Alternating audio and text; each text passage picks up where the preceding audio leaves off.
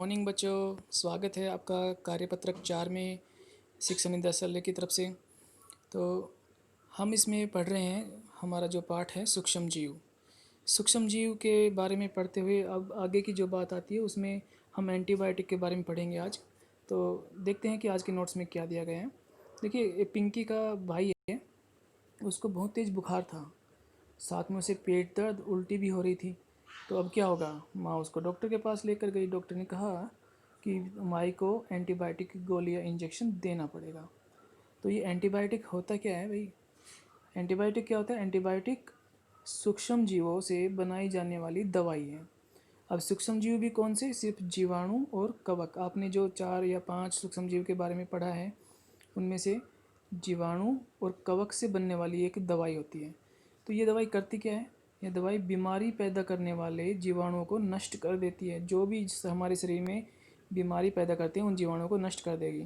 तो पिंकी के भाई को अगर ये एंटीबायोटिक की गोली या इंजेक्शन मिल गया तो उसके अंदर जो जीवाणु कुछ प्रॉब्लम क्रिएट कर रहे हैं वो ठीक हो जाएगा। या तो उनको नष्ट कर देगी या फिर उनकी वृद्धि को रोक देती है। ठीक है। पशु पक्षियों व पौधों में भी रोग नियंत्रण के लिए एंटीबायोटिक का प्रयोग किया जाता है। तो ये बात ध्यान रखना कि सिर्फ इंसान में नहीं है, पशु पक्षियों और पौधों में भी एंटीबायोटिक का इस्तेमाल किया जाता है। तो अब ये बात आती है कि एंटीबायोटिक आई कहाँ से, किसने इसको सबसे पहले खोजा था। तो यहाँ पर हम बात करेंगे कि अलेक्जेंडर फ्लेमिंग एक वैज्ञानिक थे। उनका नाम आपने सुना भी होगा। उन्होंने सबसे पहले पेनिसिलिन नाम की एक एंटीबायोटिक की खोज की थी जो कवक से बनाई गई थी। तो इस एंटीबायोटिक की खोज के बाद में बहुत सारे एंटीबायोटिक्स आ गए, जैसे आपने ऊपर नाम भी पढ़े होंगे, टेट्रासाइक्लिन, पेनिसिलिन, स्ट्रेप्टोमाइसिन। ये बहुत सारी एंटीबायोटिक है जो इंसानों के लिए अलग अलग बीमारियों में काम में आती हैं। अब बात आती है कि हम कुछ और दूसरी चीज़ों के बारे में पढ़ते हैं कि कई एंटीबायोटिक बच्चों को पहले दी जाती है, कुछ वैक्सीन दी जाती हैं। तो ये वैक्सीन भी क्या चीज़ होती है, इसके बारे में पढ़ते हैं। देखिए, प्लस पोलियो टीकाकरण के बारे में आपने पढ़ा होगा। आजकल कोरोना की वैक्सीन के बारे में भी काफ़ी खबरें चल रही हैं। तो ये क्या चीज़ होती है? प्लस पोलियो अभियान, आपको पता है कि 5 ईयर्स ओल्ड जो बच्चे होते हैं, 5 साल से छोटे, उनको 2 बूंदें पिलाई जाती है। तो 2 ड्रॉप्स पिलाने के लिए उसमें, उस ड्रॉप्स में होता क्या है? उस ड्रॉप्स में सूक्ष्म जीव ही होते हैं जो बीमारी फैलाते हैं।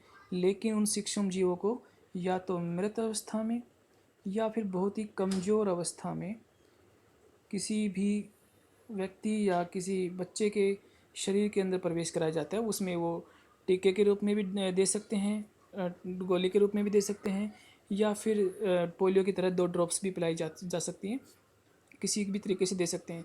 उसके बाद क्या होता है कि हमारा शरीर उस रोग के प्रति अपने अंदर एक रोग प्रतिरोधक क्षमता पैदा कर लेता है, जिसको हम बोलते हैं डिजीज रेजिस्टेंस। हमारा शरीर कुछ ऐसा हो जाता है, डिजीज रेजिस्टेंट। और इस तरह की जो प्रवृत्ति होती है हमारी बॉडी के अंदर, उसको हम बोलते हैं इम्यूनिटी। इम्यूनिटी डेवलप हो जाती है किसी भी रोग के लिए। फिर उसके बाद में हमारे अंदर वो बीमारी नहीं होती है, या होने से पहले ही उसे हमारा शरीर ख़त्म कर देता है। तो वैक्सीन काफ़ी कारगर होती हैं। अब टीका या वैक्सीन के बारे में आपने रोग फैलाने वाले मृत या कमज़ोर जीवाणु हमारे शरीर में डाले जाते हैं। यहाँ लिखा हुआ भी है, टीका या वैक्सीन के द्वारा रोग फैलाने वाले मृत या कमज़ोर जीवाणु हमारे शरीर में डाले जाते हैं। इन जीवाणु से लड़ने के लिए हमारा शरीर प्रतिरक्षी उत्पन्न करता है। प्रतिरक्षी की जो बात है, मैंने वो इम्यूनिटी जो बोला उसी को प्रतिरक्षी बोलते हैं। इस प्रकार हमारा शरीर रोगों से लड़ने के लिए हमेशा तैयार रहता है। यह प्रतिरक्षी हमारे शरीर में आजीवन बने रहते हैं और रोगों से लड़ने के लिए हमेशा तैयार होते हैं। हमारे शरीर में अगर एक बार किसी बीमारी के लिए प्रतिरक्षी तैयार हो गए तो वो हमेशा रहेंगे, और जब भी कोई बीमारी, इस तरह की बीमारी हमारे शरीर में आने लगेगी, उसको पहले ही ख़त्म कर देगा। बच्चों को बचपन में टीके लगाए जाते हैं ताकि उनका शरीर आजीवन बीमारियों से लड़ने के लिए तैयार है। तो छोटे छोटे जो बच्चे होते हैं उनको शुरू से ही टीके लगाए जाते हैं आंगनवाड़ी में या हॉस्पिटल्स में। तो वो सारे इसलिए लगाए जाते हैं कि बाद में उनको बीमारियां ना हो, बिना बीमारी के ही लगा दी जाते हैं। अब बात आती है कि जो वैक्सीन थी उसकी खोज किसने की, या किसने खोजा सबसे पहले, कौन सी वैक्सीन थी। तो हम बात करेंगे यहाँ पर एडवर्ड जेनर नाम के वैज्ञानिक था जिन्होंने चेचक के टीके की खोज की थी। तो जिसको ये चेचक के टीके का वैक्सीन दे दिया जाता था उसको चेचक नहीं होता था बाद में। तो ये वैक्सीन एक अलग चीज़ है बच्चों, एंटीबायोटिक एक अलग चीज़ है। एंटीबायोटिक हम तब देते हैं जब कोई रोगी हो जाता है, उस रोग को दूर क्षमता डेवलप करने के लिए, रोग से लड़ने के लिए हमारे शरीर में प्रवेश किया जाता है। और वैक्सीन वो चीज़ होती है, वो दवाई होती है जो बीमारी आने से पहले ही किसी व्यक्ति के अंदर प्रवेश करवा दी जाती है, ताकि बाद में उसको बीमारी ना हो। अगर हो भी जाए, होने की कोशिश हो, तो हमारा शरीर पहले ही उससे निमट ले टाइम रहते हैं।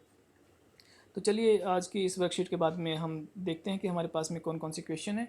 सबसे पहले हमारे पास में है एंटीबायोटिक किसे कहते हैं, फर्स्ट क्वेश्चन।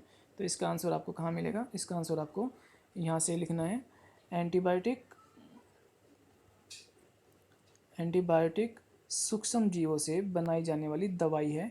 यह बीमारी पैदा करने वाले जीवाणुओं को नष्ट कर देती है अथवा उनकी वृद्धि को रोक देती है। तो ये इसका फर्स्ट क्वेश्चन का आंसर हो गया। सेकंड क्वेश्चन आपने देखा है, ये भी बड़ा आसान है। यहाँ पर लिखा है किन्हीं 3 एंटीबायोटिक के नाम बताओ। तो आपके इस नोट्स में दिए हुए हैं 3 एंटीबायोटिक के नाम, तो आप सीधे लिख सकते हो यहाँ से कौन कौन से हैं। सबसे पहले है टेट्रासाइक्लिन, फिर है पेनिसिलिन और फिर है स्ट्रेप्टोमाइसिन। ठीक है।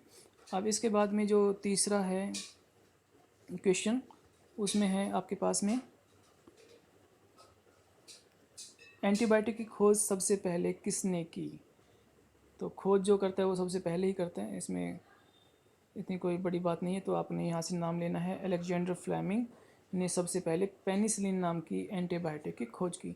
तो आप यहाँ पे ना सिर्फ साइंटिस्ट का नाम मत लिखें, यहाँ पे उसके नाम के साथ साथ में उस एंटीबायोटिक का भी नाम लिखें, ताकि आपको याद रहेगा कि कौन सी एंटीबायोटिक खोजी गई थी सबसे पहले।